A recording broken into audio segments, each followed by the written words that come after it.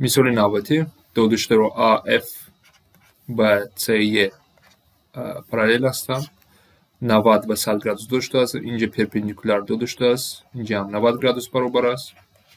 و باز یک چلوک داشته است. یکی از کنجا DCE کنجی BCD از DCE سه مراتب کلان است. X و CX. X رو باید بیابیم.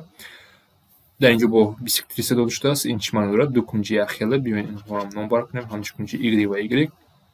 و این مثال رو چه کار میکنیم؟ باید X رو یابیم.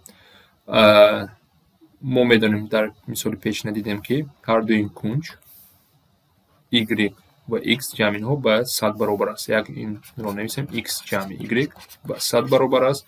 باز چی داده شده است؟ چهار کنجه در این چهار کنجه سومه کنجه هم وقت به 360 برابر است. بیاین آنها را نویسم.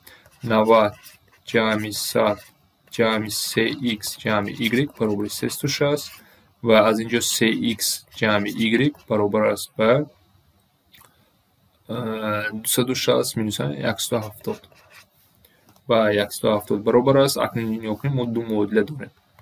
یک سیستم مدل 3x جمع y برابر 170. این رو باید کار کنیم. اگر از دوی مدل یک مدل رو ترک کنیم این میشه 2x y رو باید دیگر 70 و از اینجا x برابر 35 میشود.